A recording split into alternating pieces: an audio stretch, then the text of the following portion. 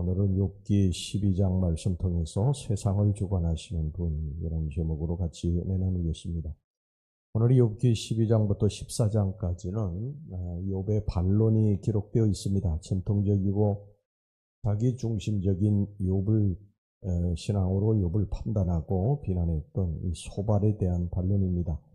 욥은 반론을 통해서 친구들이 자신에게 했던 그러한 충고가 잘못되었다는 것을 말하고 있습니다. 욥은 이 소발의 날카로운 지적에 기가 막혔습니다. 자신에게 죄가 있기 때문에 고난이 온다고 하는 그런 원론적인 이야기만 하는 소발에 대해서 욥이 이렇게 말을 합니다. 자, 1절에서부터 3절까지 말씀 보겠습니다. 욥이 대답하여 이르되 너희만 참으로 백성이로구나. 너희가 죽으면 지혜도 죽겠구나. 나도 너희같이 생각이 있어 너희만 못하지 아니하니 그 같은 일을 누가 알지 못하겠느냐. 이것은 친구들을 모독하기 위한 것이 아니라 친구들의 발언이 결코 온전하지 못한 것임을 말하고 있는 것입니다. 옳은 것도 있지만 온전하지 못하다는 것입니다. 사실 친구들은 욥이 당하고 있는 고난을 보면서 욥을 위로하기는커녕 자신들의 어떤 지혜라든지 신앙 또 지식 그리고 경험 이런 것들을 자랑하기에 급급했습니다. 여러분 이게 얼마나 잔인합니까? 친구는 지금 고난으로 인해서 다 죽어가고 있는데 그 앞에서 친구를 위로하고 소망을 주는 그런 말들을 하지 아니하고 자기 자랑만 들어놓고 있는 것입니다. 여러분 이게 인간의 잔인성이고 이기성이고 추악성입니다. 인간은 에덴 동산에서 죄를 짓고 나서부터 그곳에서 쫓겨난 후에 이렇게 됐습니다. 한 영화 이야기인데요. 제목은 이 카포티라고 하는 영화인데 이 카포티는 영화 속에 나오는 이 소설가 이름입니다. 미국의 한적한 시골에서 일가족 4명이 살해된 채 발견이 됩니다. 이 사건을 제 신문에서 읽은 카포티가 이 전모를 취재해가지고 글로 쓸 작정으로 현장에 갔습니다. 이 취재를 벌이는 동안에 2명의 범인이 붙잡혀서 이 사형 선고를 받자 카포티는 이제 감옥으로 범인 중 한 명인 이 페리라고 하는 사람을 찾아가서 대화를 시도합니다. 이 노력 끝에 페리가 자신의 삶을 털어놓자 카포티는 이에 기초해서 책의 대부분을 완성합니다. 그런데 책에 대한 소문이 주목을 받게 되자 사형 집행 날짜가 늦춰집니다.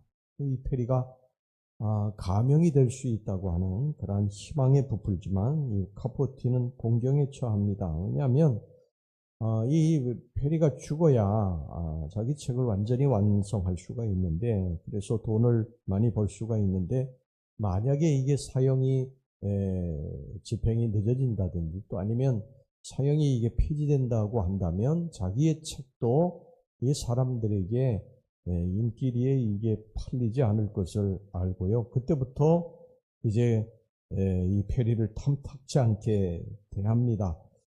그의 심리를 자극하기 위해서 거짓말도 서슴지 않고요. 사형이 임박하자 이 페리는 카포티에게 간절하게 도움을 청하지만 자신의 그 이기적인 목적 또 자신의 어떤 영광을 위해서 선뜻 나서려고 하지 않습니다. 이 영화에서 말하고 싶은 건 뭐냐면 인간 속에 이런 추악함, 잔인함이 있다는 것입니다. 평범해 보이고 젠틀해 보이고 사람에게 이렇게 믿음이 있고 신앙이 있는 것 같이 보인다 할지라도 우리 속에는 이런 죄성이 있다는 거예요. 이런 잔인함, 이기심이 다 있다는 것입니다. 모든 세상을 다 자기중심적으로 생각하고 판단하고 그리고 다른 사람들의 아픔보다도 자신의 어떤 조그만 일 이런 것들이 더 관심이 크다는 거예요. 오늘 여기 욥의 친구들을 보시기 바랍니다. 욥은 고난으로 다 죽게 되었지 않습니까? 그런데 그 앞에서 자신들의 자랑만 늘어놓기에 급급하고 있는 이기적이고 잔인한 모습을 보세요. 여러분 이게 바로 인간입니다. 그러니까 우리는 고난이 올 때 애당초 사람을 의지해서는 안 됩니다. 인간을 의지하고 도움을 청해보지만요. 절대 도움이 될 수 없습니다. 실망만 더할 뿐이죠. 우리의 도움은 오직 여호와 하나님 한 분에게서만 오는 줄로 믿습니다. 시편 121편 1절 2절 말씀에 성경이 분명히 그렇게 말씀하고 있어요. 내가 산을 향하여 눈을 들리라. 나의 도움이 어디서 올까? 천지를 지으신 여호와에게서로다. 고난당하면은 전화하고 사람 만나려고 하지 마시고요. 하나님 앞에 문제를 끌어안고 가셔서 하나님 앞에 엎드려 기도하시기 바랍니다. 그럼 거기서부터 도움이 올 줄로 믿습니다. 고난을 당할 때는 우리가 힘이 들죠. 그러나 그 고난도 하나님이 주관하시는 것이다. 여러분 이것을 믿으시기를 바랍니다. 이 세상에서는 악한 자들이 형통하고 의인들이 고난받는 경우가 많습니다. 욥도 그것을 말하고 있어요. 6절 말씀 보세요. 강도의 장막은 형통하고 하나님을 진노하게 하는 자는 평안하니 하나님이 그의 손에 후히 주심이니라. 욥도 이게 이해할 수 없었던 거예요. 자기는 하나님 앞에 참 의롭게 살았는데 이런 엄청난 고난을 겪고 있는데 악인들, 하나님을 떠나서 불순종하는 그런 악한 자들은 잘 되는 것을 보고 도저히 그게 이해가 되지 않았던 것입니다. 그런데 사실 이런 이해할 수 없는 현실은 이런 우리 자연세계에서도요, 가까이 자연세계에서도 얼마든지 볼 수 있지 않습니까? 성질이 사납고 포악한 이 강한 짐승이 성질이 유순하고 부드러운 약한 짐승을 잡아먹지 않습니까? 이런 현상은 모든 피조물들이 죄에서 해방될 때까지 계속될 것입니다. 그러나 여기서 우리가 반드시 기억해야 할 것은 뭐냐면 비록 인간의 범죄로 인해서 애매한 고통이 이 땅에 생겨났지만 그 고통과 고난을 주관하시는 분은 하나님이시다. 로마서 8장 19절 20절에 그렇게 분명히 말씀하고 있습니다. 피조물이 고대하는 바는 하나님의 아들들이 나타나는 것이니 피조물이 허무한데 굴복하는 것은 자기 뜻이 아니요 오직 굴복하게 하시는 이로 말미암음이라. 하나님은 절대 주권으로서 이 땅의 모든 일을 친히 주관하실 것입니다. 특별히 하나님은 택하신 당신의 백성들, 당신의 귀한 소중한 자녀들을 위해서 때로 신앙 성숙을 위해서 고통과 시련을 허락하시기도 하십니다. 야고보서 1장 2절에 4절까지 보면 내 형제들아 너희들이 여러 가지 시험을 당하거든 온전히 기쁘게 여기라. 이는 너희 믿음의 시련이 인내를 만들어내는 줄 너희가 알미라.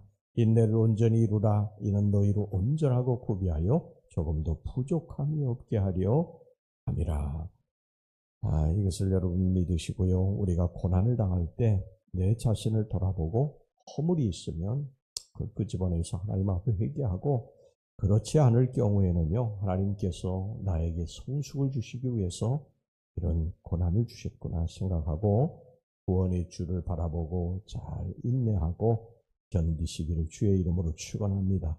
베드로전서 2장 19절에 부당하게 고난을 받아도 하나님을 생각함으로 슬픔을 참으면 이는 아름다우니라 이렇게 말씀을 하고 있습니다. 견뎌야 됩니다. 악인이 형통하고 그리고 선인이 하나님 앞에 의로운 자들이 어려움을 겪고 불공평하게 보일 수 있어요. 얼마든지 이게 부당하다고 생각될 수 있습니다. 그러나 이것은 우리가 하나님 나라 가기까지 이 땅에서는 계속될 것입니다.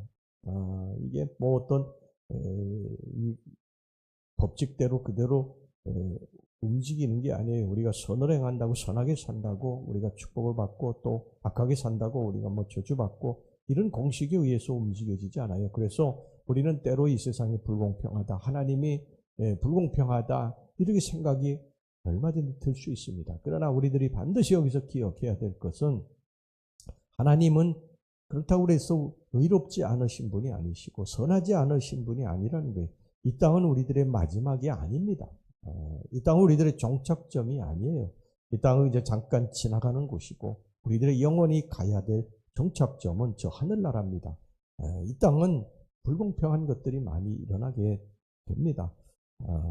그러나 분명한 것은 역사는 하나님이 주관하고 계시다.